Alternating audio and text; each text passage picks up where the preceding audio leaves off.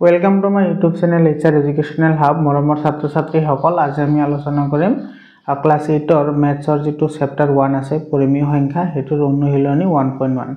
ইয়াতে যিমানটা প্ৰশ্ন আছে 100% প্ৰশ্ন আজি আমি আলোচনা কৰিম এটা প্ৰশ্ন আমি বাদ নিদিও আশা কৰিছো তোমালোকৰ এইবোৰে সহায় কৰিব যেহেতু তোমাৰ ম্যাথছৰ যিখিনি তোমাৰ অনুশীলনী থাকে সেই অনুশীলনীখিনি কৰিলে বাকি যিখিনি তোমাৰ কথা থাকে সেইখিনিও বুজিব পৰা যায় একাৰণে অনুশীলনী আমি আৰম্ভ কৰিছো আৰু তোমালোকে ক্লাস 6 ৰ পৰা ক্লাস 10 লৈকে সায়েন্স আৰু ম্যাথছৰ সকলো ধৰণৰ প্ৰশ্নৰ এনসাৰ আৰু ক্লাস 9 আৰু 10 ৰ কাৰণে বিশেষকৈ তোমালোকৰ কাৰণে মই কেইটামান এমসিকিউ আজি উলিয়াম বা লিখি উলিয়াম সেইবোৰ তোমালোকক প্ৰভাইড কৰিম তোমালোকে ভিডিওবোৰ চাই থাকিবা সো প্ৰথম যেটো প্ৰশ্ন হৈছে সেই প্ৰশ্নটোত কি কৈছে তলত দিয়াবোৰ সত্য নে অসত্য বিচাৰ কৰা এক নম্বৰ হৈছে পৰিমেয় সংখ্যা যোগ আৰু পূৰণৰ বিনিময় ধৰ্ম মানি চলে ইয়াতে সব এটো পূৰণৰ বিনিময় বুলি কৈছে আৰু যোগৰ বুলি কৈছে তো যোগৰ বিনিময় আছিল a + b = b + a আৰু পূৰণটো আছিল a পূৰণ b = b পূৰণ a তো এই দুটা ক্ষেত্ৰ কিন্তু আমাৰ যেটো পৰিমেয় সংখ্যা আছে যিবোৰ সেই দুটাই মানি চলে তো ইয়াৰ আমাৰ এটো কি হ'ব সত্য হ'ব বুজি পালা পৰিমেয় সংখ্যাৰ বিয়োগ আৰু হৰণৰ ক্ষেত্ৰত সহযোগ ধৰ্ম মানি চলে এতে চোৱা এটো বিয়োগৰ কথা কৈছে আৰু ফল হৰণৰ কথা কৈছে তো যিকোনো ক্ষেত্ৰতেই তোমাৰ যেটো পৰিমেয় সংখ্যা আছে সেইবোৰ বিয়োগৰ ক্ষেত্ৰত আবদ্ধ নহয় হৰণৰ ক্ষেত্ৰত আবদ্ধ নহয় কিন্তু ইয়াতে কৈছে মানি চলে বুলি কৈছে গতিকে তো আমাৰ কি হ'ব অসত্য হ'ব এটো মানি নচলে বুজি পালা ইয়াৰ পিছত যেটো তোমাৰ 3 নম্বৰ প্ৰশ্ন কি কৈছে পৰিমেয় সংখ্যা বিয়োগত আবদ্ধ নহয় যেটো তোমাৰ পৰিমেয় সংখ্যা এটো বিয়োগত আবদ্ধ এটো নহয় বুলি কৈছে তো এটো তোমাৰ কেতিয়াবা হ'ব পাৰে কেতিয়াবা নহব পাৰে তো হেতু এই কাৰণে এটো কি হ'ব অসত্য হ'ব আৰু পিছত কি কৈছে শূন্যৰ প্ৰতিক্ৰম নাই এটো সঁচা শূন্যৰ কোনো প্ৰতিক্ৰম নাথাকে মানে সঁচা বা এটো তোমাৰ কি হ'ব এটো সত্য হ'ব ইয়াৰ পিছত প্ৰশ্নটো 5 নম্বৰটোত কি কৈছে 5 নম্বৰটো 0 টো পৰিমেয় সংখ্যা যেটো ইয়াৰ ঋণাত্মকৰ লগত সমান এটো কি হ'ব সঁচা হ'ব মানে তোমাৰ 0 ৰ ঋণাত্মক নেগেটিভ মান যেনেকুৱা বা যিমান এটোৰ পজিটিভ ভ্যালু সমানে হয় ইয়াৰ পিছত 6 নম্বৰটোত কি কৈছে 6 নম্বৰটো এটা আছে 3/2 * 5/6 * 4/7 = 4/7 5/6 আৰু 3/2 গোটেইটা মাল্টিপ্লাই হৈ আছে আমি অলগতকৈ পাইছো যে মাল্টিপ্লিকেশনে তোমাৰ যেটো বিনিময় বিধি আছে এটো মানি চলে তো এটো কি হ'ব সত্য হ'ব বুজি পালা তাৰ পিছত কি কৈছে চোৱা যেটো তোমাৰ 7 নম্বৰ আছে 7 নম্বৰটোত কি কৈছে এতে চোৱা 5/9 আছে 1/3 + 7/3 তো 5/9 * 1/3 এটো ঠিক আছে এটো লগত এটো মাল্টিপ্লাই কৰিছে কিন্তু ইয়াতে চোৱা ডাইৰেক্টলি 7/3 আছে এটো হ'ব লাগিছিল 7/3 * 5/9 যেহেতু এটো নাই তোমাৰ গতিকে এটো আমাৰ কি হ'ব অসত্য হ'ব বুজি পালানে এটো অসত্য হ'ব ইয়াৰ পিছৰ প্ৰশ্নটোত কি কৈছে চাও আমি 8 নম্বৰ প্ৰশ্নটো চোৱা 8 নম্বৰত কি কৈছে এতে 7/12 - 3/7 + 11/12 = এতে 7/12 ইফালে -3/7 + 11/12 এই দুটা তাৰ মানে কি কৰিছে ভিতৰত দি দিছে তো যদি ভিতৰত দি ইয়াৰে পৰা যদি আমি এলসিএম লৈ যেটো ভ্যালু উলাম ইয়াৰে লৈ কি উলাব আমাৰ ভ্যালুটো সেম উলাব কিন্তু এটা কথা লক্ষ্য ৰাখিব লাগিব সো ইয়াতে মাইনাস আছে আৰু ইয়াতে কি আছে মাইনাস আছে তো তুমি ইয়াৰ লগত এটো মাইনাস কৰিব বা এই দুটা প্লাস হ'ব তাৰ পিছত এটো মাইনাস হ'ব অকৰ্ডিং টু বদমাছ ৰুল কিন্তু তুমি যদি এই দুটা কৰি দিয়া এই দুটা আগতে প্লাস কৰিব লাগিব বুজি পালা গতিকে এটোৰ যি ভ্যালু লাব এটোৰ হেতু ভ্যালু নলায় এতে ইকুৱেল দি আছে তাৰ মানে এটো কি হ'ব অসত্য হ'ব ইয়াৰ পিছত কি কৈছে চোৱা 9 নম্বৰটো -3/9 * 2/9 এটো দিয়া আছে তোমাৰ -3/11 এটো সঁচা নহয় এটো কি হ'ব অসত্য হ'ব আৰু তোমাৰ যেটো 10 নম্বৰ আছে চোৱা 10 নম্বৰটোত কি কৈছে 10 নম্বৰটো একেবাৰে ইজি হয় 10 নম্বৰটো এটো আছে 4/9 আৰু ইফালে আছে 11/12 প্লাস -5/6 তো 4/9 আছে এফালে মানে এটো 4/9 ইনটু 11/12 প্লাস আছে তো প্লাস আহিব এটো আহিব 4/9 ইনটু -5/6 এটো আহিছে তো এটো কি হ'ব সত্য হ'ব এই যেটো বিধি এই বিধিটো কি বুলি কয় জানো আমি এটোক আমি বিতৰণ বিধি বুলি জানো বা ডিস্ট্ৰিবিউটিভ ল এটোক আমি ডিস্ট্ৰিবিউটিভ ল বুলি জানো ডিস্ট্ৰিবিউটিভ ল এটো তোমালোকে পাইছাই 2 নম্বৰ প্ৰশ্ন চাও আমি 2 নম্বৰ প্ৰশ্নত কি কৈছে যোগাত্মক বিপৰীত সংখ্যাবোৰ লিখা যোগাত্মক বিপৰীত হেবোৰ সংখ্যা কোৱা হয় যিবোৰ সংখ্যাৰ লগত তোমাৰ এটা সংখ্যা প্লাস কৰিলে কিমান পাব লাগে আমাৰ 0 পাব লাগে এটো কথা কিন্তু মনত ৰাখিবা যিকোনো সংখ্যাৰ লগত তাৰ মানে এটা সংখ্যাৰ লগত যেটো সংখ্যা প্লাস কৰি তুমি 0 পাবা হেতু তোমাৰ হ'ব যোগাত্মক বিপৰীত তো এটো -7/9 আছে তো -7/9 এৰ যোগাত্মক বিপৰীত কোনটো হ'ব যেটো লগত এটো যোগ কৰিলে 0 পাম হেতুই হ'ব মানে এটো হ'ব তোমাৰ -7/9 প্লাস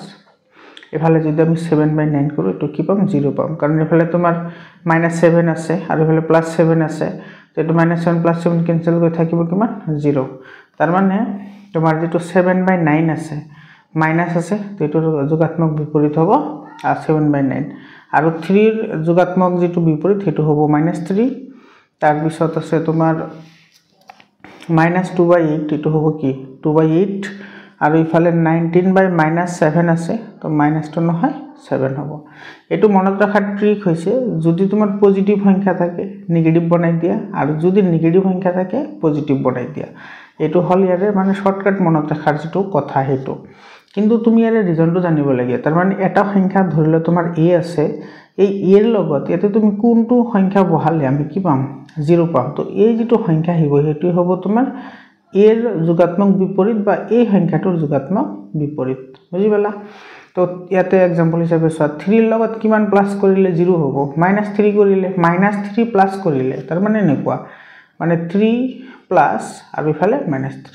তো ইফালে 3 +7 আছে -3 = 0 পাম তো এটো হ'ব -3 आंसर বুজিবলা আয়াৰে পিছত তাৰ পিছৰ প্ৰশ্নটোত কি কৈছে और तार पिছৰ প্ৰশ্নটো আছে তোমাৰ এটো -a/c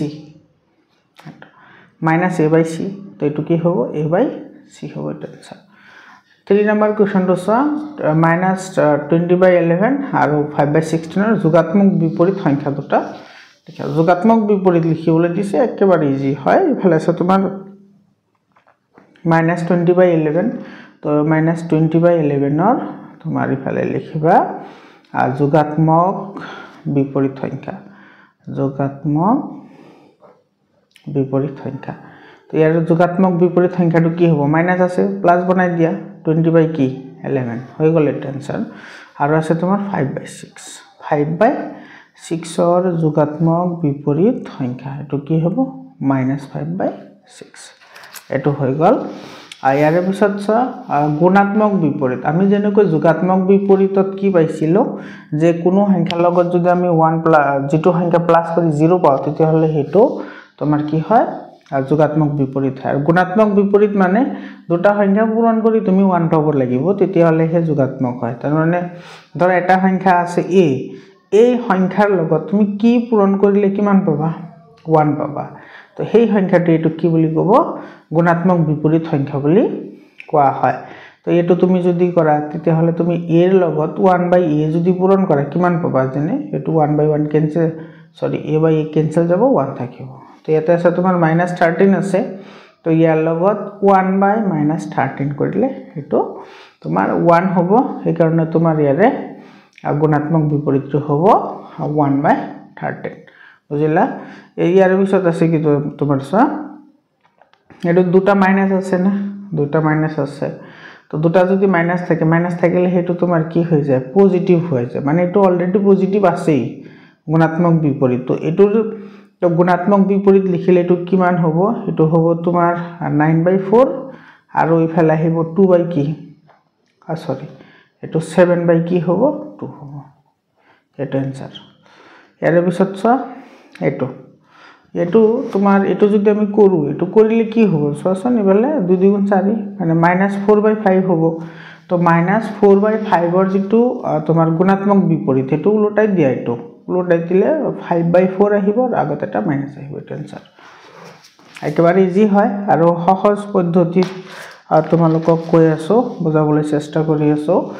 তোমালোকৰ যদি পিডিএফ ফাইল লাগে তোমালোকে পিডিএফ ফাইল পাই যাবা তোমালোকে ভিডিওটো শেষলৈকে চাই থাকা মই তোমাক পিডিএফ ফাইল প্ৰভাইড কৰিম আৰু তোমালোকৰ ভিডিওটো কেনেকুৱা লাগিছে তোমালোকে কমেন্ট কৰি জনাবা সো -1 ৰ যেটো তোমাৰ গুণাত্মক বিপৰীত হেতু হৈছে তোমাৰ হেতু -1 এ থাকে হেতু কোনো চেঞ্জ নহয় কাৰণ -1 লিখি আমি এনেকৈ লিখিব পাৰো 1/-1 তো 1/-1 মানে কি -1 এ হয় হেতু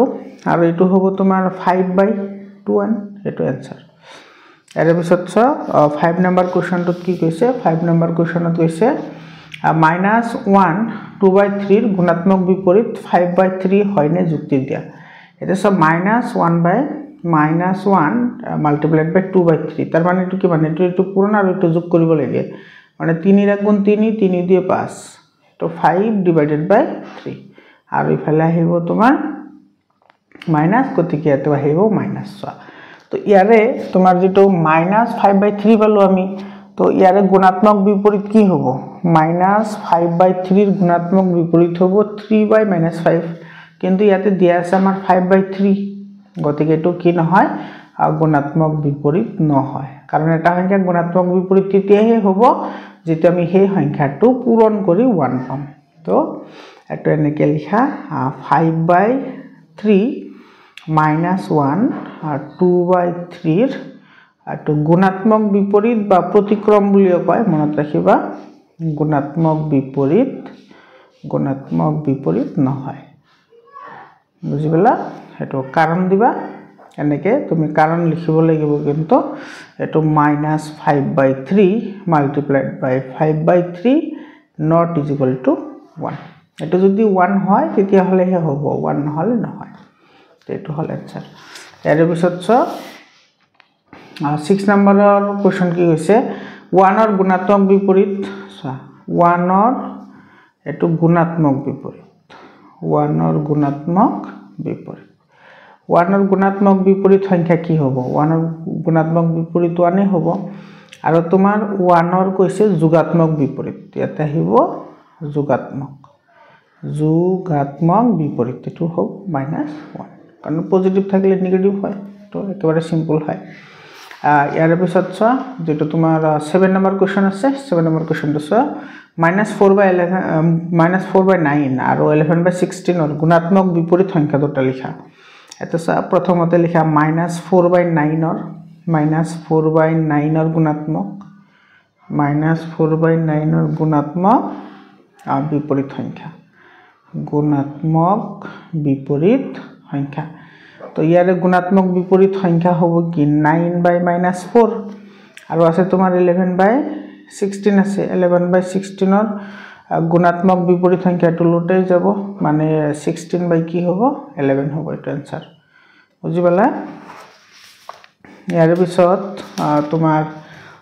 8 নম্বৰ কোৱেশ্চন 8 নম্বৰ কোৱেশ্চনত কি কৈছে তলৰ সংখ্যা দুটাৰ প্ৰতিক্ৰম লিখা প্ৰতিক্ৰম আৰু গুণাত্মক বিপৰীত সেম টু সেম হে তো এটো হ'ব তোমাৰ 3/2 উলটাই দিয়া आंसर আহি যাব আৰু এটো হ'ব তোমাৰ 12 divided by এটো মাইনাস ইয়াতে দিলো হয় তলতে দিলে হয় এটো आंसर তো হৈ গল আৰু তাৰ পিছত তোমাৰ আছে 9 নম্বৰ কোৱেশ্চনটো প্ৰতিক্ৰমৰ লগত একে হোৱা পৰিমেয় সংখ্যা কি কি সো প্ৰতিক্ৰমৰ লগত একে হোৱা এটা আছে 1 আৰু এটা কি হ'ব -1 তো 1 ৰ তোমাৰ প্ৰতিক্ৰম 1 হয় আৰু -1 ৰ প্ৰতিক্ৰম কি হয় -1 হয় মানে এটো লগত এটো একে এটো লগত এটো একে তো আমাৰ সংখ্যা দুটা হল এটো 1 and -1 এটো आंसर ইয়াৰে পিছত কি কৈছে 13 নম্বৰটো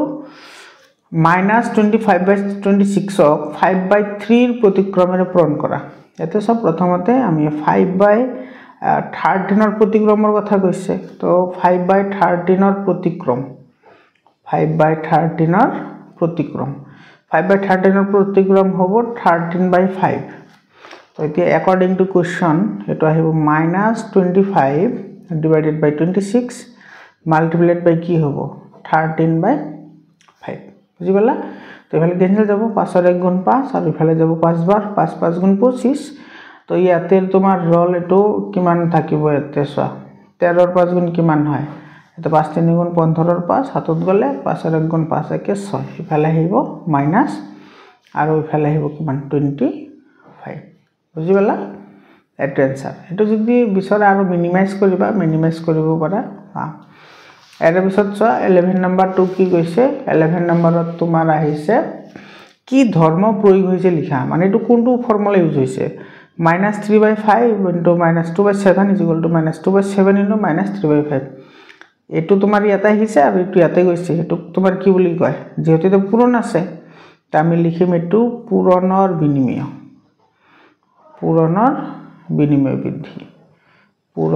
বিনিময় বিধি এপ্লাই হৈছে ইয়াতে বুজি পালা আৰু তাৰ পিছৰটো কি কৈছে ছ তাৰ পিছৰটো আছে তোমাৰ এটা ছ এটো কি বিধি ইউজ হৈছে ছ -4/5 + 0 is equal to -4/5 is equal to 0 plus -4/5 এতে তোমাৰ 0 to প্লাস হৈছে তো 0 প্লাস হলে হেতু তোমাৰ কি বুলি কয় যোগাত্মক অভেদ বুলি কয় যোগাত্মক অভেদ এটো যোগাত্মক অভেদ বুলি কয় মানে এটো এনেকে লিখা হয় a + 0 is equal to 0 plus a is equal to a এটো হৈছে যোগাত্মক অভেদ মানে 0 যদি প্লাস কৰিলে হয় তেতিয়াহলে আমি সেই সংখ্যাটো পাও তো এটো আমাৰ যোগাত্মক অভেদ বুলি কোৱা হয় আৰু এটা আছে 2/9 multiplied by 1 is equal to 1 into 2/9 একে হয় একে মানে এটো তোমাৰ পূৰণ হৈ আছে এটো তোমাৰ কয় গুণাত্মক অভেদ এটো গুণাত্মক অভেদ বুলি কয় গুণাত্মক অভেদ যেহেতু তোমাৰ ইয়াতে প্লাস আছিল কাৰণে যোগাত্মক আৰু ইয়াতে মাল্টিপ্লাই আছে কাৰণে তোমাৰ এটো কি হ'ব গুণাত্মক হ'ব 12 নম্বৰ চোৱা এটো ইয়াৰে পৰা অলপমান ধ্যান দিব লাগিব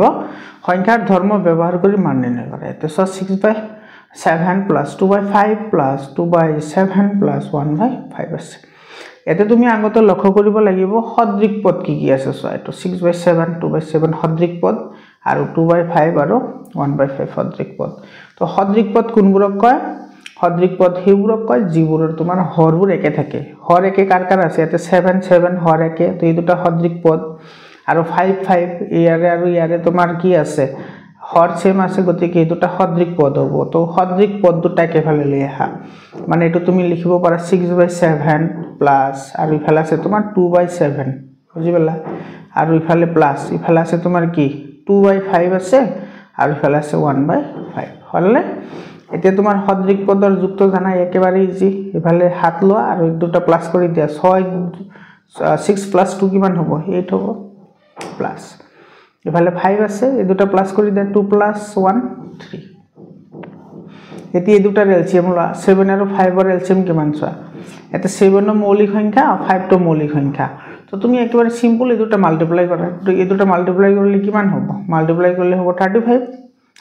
7 5 * 35 হয় আৰু ইফালে 8 5 * 40 আৰু ইফালে আহিব তোমাৰ 21 তো এটা আহিব 61/35 এটা आंसर বুজি পালা ইয়াৰে পিছত চা এটো 2 নম্বৰটো তোমাৰ প্ৰসিজাৰ একে হয় ইয়াতে কেৱল ডিস্ট্ৰিবিউটিভ ল ইউজ কৰা হৈছে চা আমি এটা ফৰ্মুলা পাইছিলো ইয়াতে তোমাৰ a * b + c তেতিয়াহলে কি হয় ab + bc হয় মানে a b কে বাৰ পূৰণ c কে বাৰ পূৰণ বুজি পালা এটো ক ডিস্ট্ৰিবিউটিভ ল বা বিতৰণ বিধি মই অলপ আগত আলোচনা কৰিছো তো ইয়াতে তোমাৰ 670 তোমাৰ কমন আহিব ইয়াতে থাকিব 7/11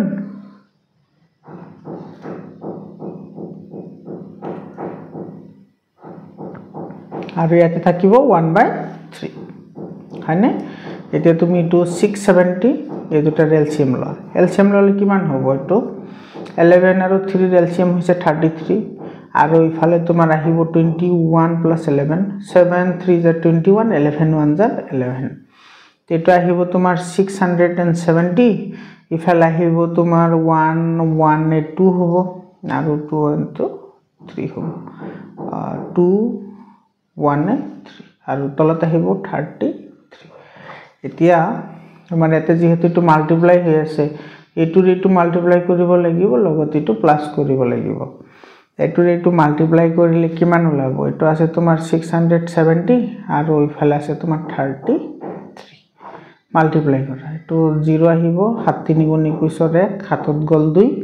7 6 গুণ 42 43 44 মানে 44 আৰু ইফালে আহিব 0 7 3 21 1 2 গল 6 18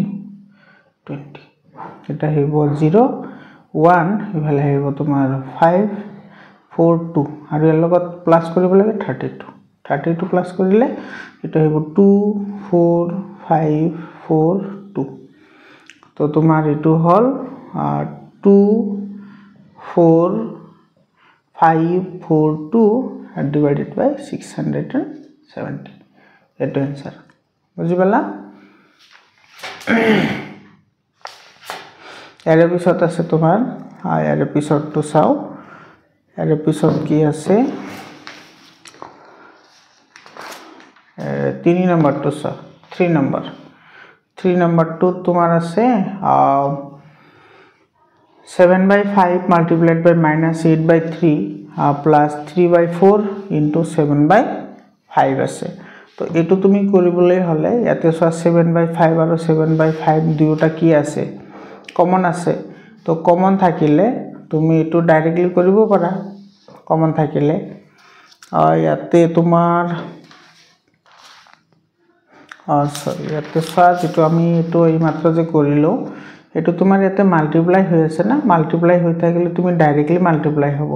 তো ডাইরেক্টলি যদি মাল্টিপ্লাই হয় তোমার তলত তো 33 থাকিব আৰু এটোৰ লগত এটো ডাইৰেক্টলি মাল্টিপ্লাই হ'ব মানে এটো হ'ব তোমাৰ 67 আৰু ইফালে 32 তো আৰু 0 টু পিছত বহাই দিম 7 গুণ 14 4 হাত ধৰলে 14 গুণ 12 1 13 আৰু ইফালে হ'ব তোমাৰ 7 3 গুণ 21 21 হাতত গল 2 3 গুণ 18 19 20 2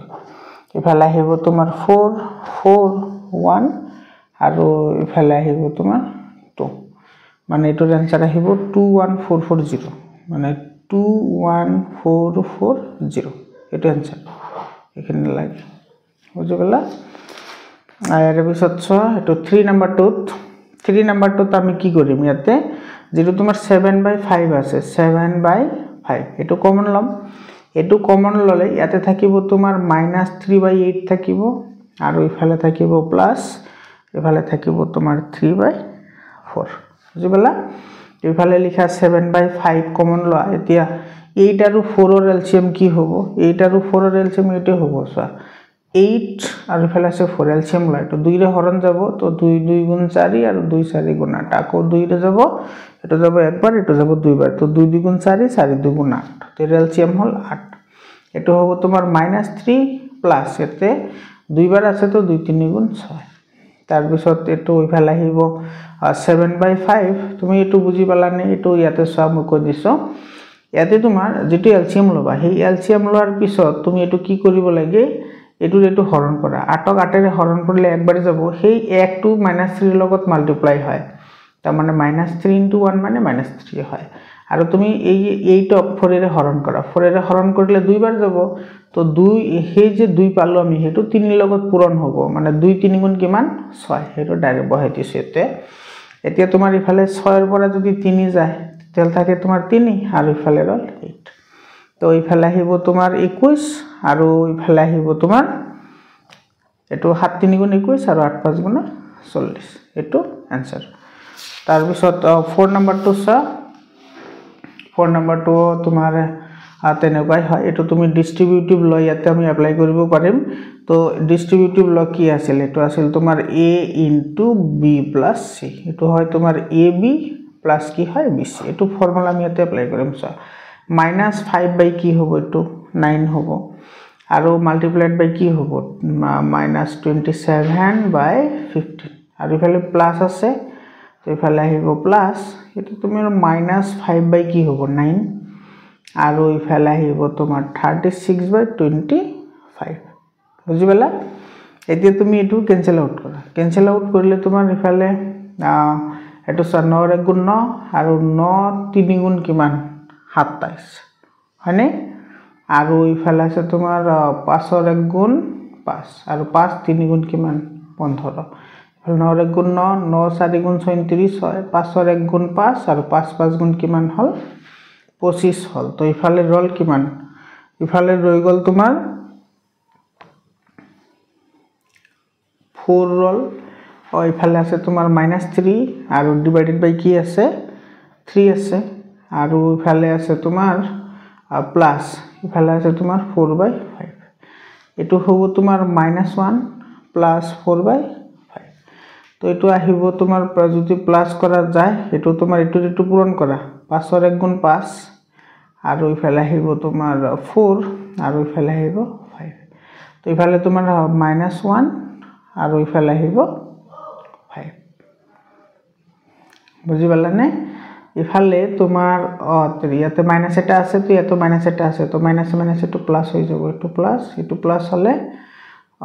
তোমাৰ এটো তোমাৰ পিছফালে গুছি যাব তো এটো তোমাৰ কি হৈ যাব মাইনাস হৈ যাব তো মাইনাস হলে এটো পজিটিভ আহিব এটো आंसर আৰু ইফালে এটো -1 আছে তো ইফালে -4 হ'ব তো এটো মাইনাস হৈ যাব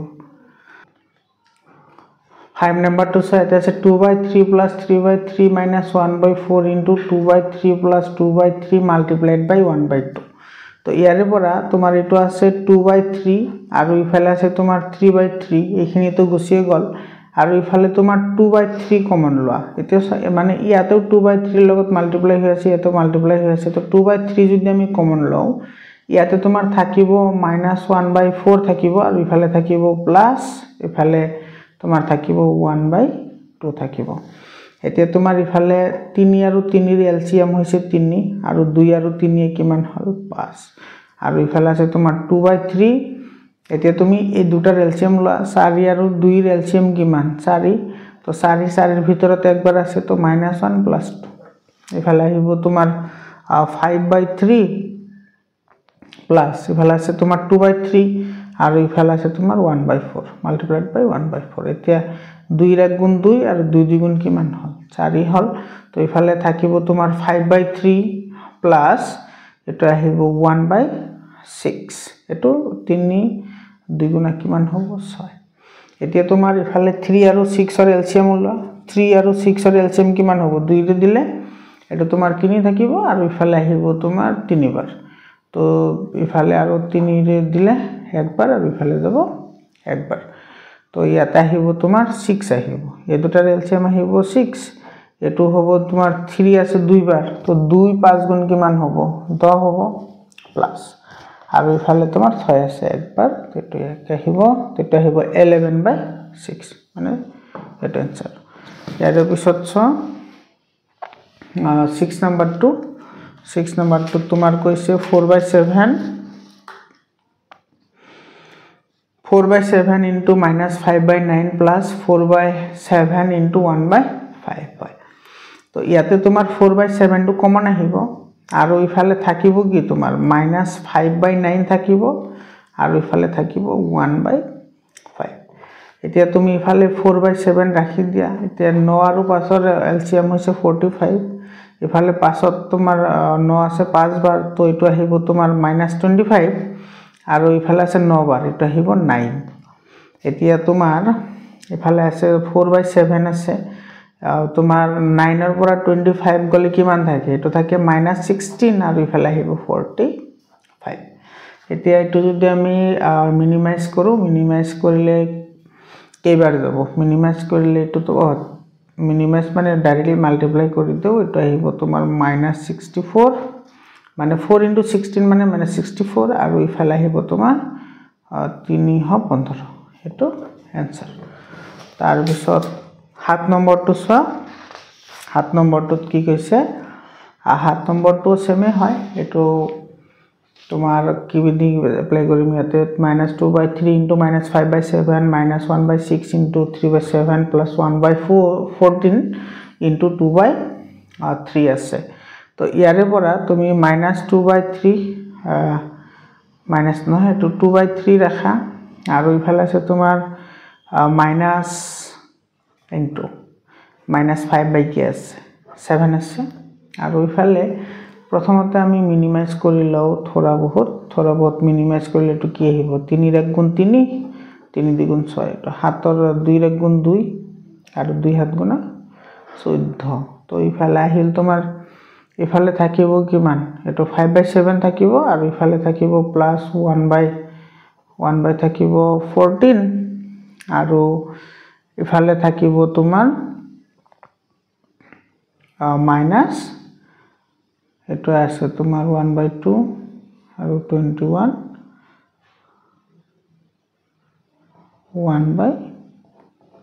14 হয়তো 2 আৰু 7 14 এতিয়া আছে তোমাৰ এটো 2 বাই 3 মাল্টিপ্লাইড বাই এটো আহিব তোমাৰ 5 বাই 7 হলে এই দুটাৰ তুমি যদি এলসিএম লোৱা এলসিএম ললে কিমান আহিব 7 আৰু 14 ৰ এলসিএম তোমাৰ 14 আহিব তো দুইবাৰ যাব মানে -10 হ'ব আৰু ইফালে +1 হ'ব আৰু ইফালে আছে -1 বাই 14 তো ইফালে আহিব তোমাৰ 2 বাই 3 ইফালে আহিব তোমাৰ -9 বাই 14 আৰু ইফালে আহিব -1 বাই 14 এটা তোমাৰ 3 ৰ গুণ 3 আৰু 3 গুণ 9 আৰু তো না যায় ইফালে যাব 2 ৰ গুণ 2 2 7 গুণা 14 মানে ইয়াতে পালো আমি -3 বাই 7 -3 বাই 7 আৰু ইফালে পালো -1 বাই 14 এতিয়া তোমাৰ এই দুটাৰ এলসিএম তোমাৰ 14 হ'ব এটো হ'ব -6 আৰু ইফালে হ'ব -1 মানে এটো হ'ব তোমাৰ -7 divided by 14 তো 7 ৰ গুণ 7 7 গুণ 14 তো এটো হ'ব তোমাৰ -1 by 2 এটা आंसर ইয়াৰে পিছত চোৱা 13 নম্বৰ কোৱেশ্চনটোত কি কৈছে তলৰ সংখ্যাকেইটা যোগ আৰু পূৰণৰ ক্ষেত্ৰত সহযোগ ধৰ্ম মানি চলেনে পৰীক্ষা কৰি চাবলৈ দিছে তো ইয়াতে সব প্ৰথমতে আমি যোগৰ সহযোগ চাও যোগৰ সহযোগ তো যোগৰ সহযোগ যদি কৰো আমি প্ৰথমতে আমি লেফট হ্যান্ড সাইড লম মানে -2 বাই 3 আৰু +3 বাই k লম 8 লম আৰু ইফালে লম 4 বাই 5 এটো কিমান আহিব ইফালে আহিব তোমাৰ 24 হলে ইফালে থাকিব তোমাৰ -16 প্লাস ইফালে আহিব 9 হয়নে আৰু ইফালে থাকিব তোমাৰ +4 বাই 5 তো ইফালে তোমাৰ আহিব 9 ৰ পৰা যদি 16 যায় 9 ৰ পৰা 16 গলে কিমান -7 থাকে 24 +4 বাই 5 এতিয়া টু এলসিএম লও টু এলসিএম 24 আৰু 5 ৰ এলসিএম কিমান হ'ব 24 আৰু 5 ৰ এলসিএম মানে 5 আৰু ইফালে আছে 24 তো এটো ডাইৰেক্টলি মাল্টিপ্লাই কৰি দিব লাগিব কাৰণ তোমাৰ 5 টো মৌলিক সংখ্যা হয় তো মৌলিক সংখ্যা হলে তোমাৰ 5 4 গুণ 20 আৰু 0 হাতত গল তোমাৰ 2 5 গুণ 2 বাৰ এটো আহিব তোমাৰ 120 আহিব আৰু যদি 120 আহে তেতিয়া হলে ইয়াৰে তোমাৰ এলসিএম কিমান আহিব ইফালে তোমাৰ হাতত যাব কেইবাৰ যাব ইফালে 120 হলে ইফালে 7 আছে তো এটো 5 বাৰ যাব 5 বাৰ গলে এটো আহিব তোমাৰ -35 আহিব আৰু 5 টো তোমাৰ কিমান টাইমছ থাকিব এটো থাকিব তোমাৰ 96 টাইম মানে মাল্টিপ্লাই কৰিলে হ'ব এটো 96 তো এটোৰ आंसर আহিব 96 ৰ পৰা 35 গলে ইফালে থাকিব 61 আৰু ইফালে আহিব 120 তো এটো তোমাৰ হৈ গল লেফট হ্যান্ড সাইড আকো এটা আছে ৰাইট হ্যান্ড সাইড লক কৰিব লাগিব রাইট হ্যান্ড সাইডত হলে মানে এটো হ'ব -2 বাই 3 প্লাস ইফালে আহিব 3 বাই 8 প্লাস 4 বাই 5 4 বাই 5 এটো 5 তেতিয়া সো এটো -2 বাই 3 প্লাস ইফালে এটো হল 40 ইফালে 15 আৰু ইফালে হল 32 এলসিএম লৈছো এলসিএম লৰ পিছত 8 5 গুণ 40 হয় 3 5 গুণ 15 আৰু 8 4 গুণ 32 তো ইফালে থাকিব -2 বাই 3 প্লাস ইফালে আহিব তোমাৰ 40 ইফালে আহিব তোমাৰ 7 আৰু ইফালে আহিব 4 47 এতিয়া তোমাৰ 3 আৰু 4 ৰ এলসিএম মানে এটো আহিব তোমাৰ 120 আৰু ইয়াতে এটা মাইনাস নটো পজিটিভ আহিব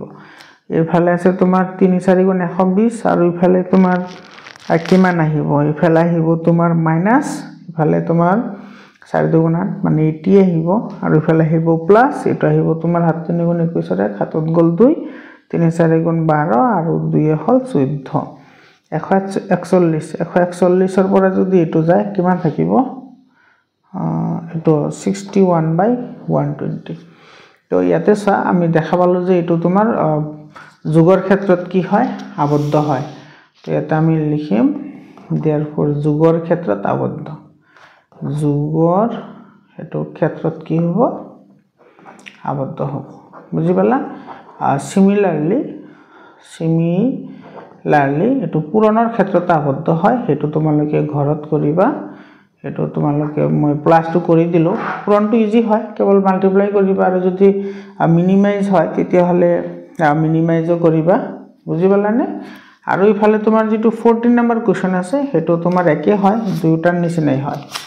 এটো মানে 13 টোৰ নিচিনাই হয় 14 নম্বৰ কোৱেশ্চনটো দেখুৱা যে পৰিমেয় সংখ্যা হৰণৰ ক্ষেত্ৰত আবদ্ধ নহয় হৰণৰ ক্ষেত্ৰত আবদ্ধ নহয় বুলি কৈছে তো প্ৰথমতে তুমি দুটা সংখ্যা ধৰিলা তোমাৰ 2 আৰু 5 আছে ঠিক আছে তো 2 আৰু 5 হলে তোমাৰ যদি আমি হৰণ কৰো তো therefore এটো 2 divided by 5 মানে এটো আমি পাম কি 2/5 পাম এটো যদি উলটাই দিও মানে উলটাই দিলে কি হ'ব 5 divided by 2 মানে এটো হ'ব তোমাৰ 5/2 সো এতিয়া এই দুটা সংখ্যা সেম তো নহয় তার মানে 2 divided by 5 এটো not is equal to 5 divided by 2 এটো তো তোমার হৰণৰ ক্ষেত্ৰত কি নহয় আবদ্ধ নহয় তেনেকৈ তুমি যদি 0 লোৱা ধৰা এটা সংখ্যা লৈছা 0 আৰু এটা লৈছা 2 তেতিয়া হলে তোমাৰ 0 divided by 2 is equal to 0 কিন্তু যদি তুমি কৰা যে 2 divided by 0 তেতিয়া হলে এটো কি হ'ব এটো আনডিফাইন্ড হৈ যাব আনডিফাইন্ড এটো আমি গণনা কৰিব নোৱাৰো তো এই দুটা কেছতো তোমাৰ কি নহয় সমান নহয় অৰ্থাৎ তোমাৰ কি হ'ব পৰিমেয় সংখ্যা হৰণৰ ক্ষেত্ৰত আবদ্ধ নহব মৰমৰ ছাত্ৰ ছাত্ৰী সকল আজিৰ কাৰণে এইখিনি আশা কৰিছো তোমালোকৰ বহুত সহায়ক হ'ব আকৌ লগ পাম বেলেগ এটা ভিডিঅলৈ ধন্যবাদ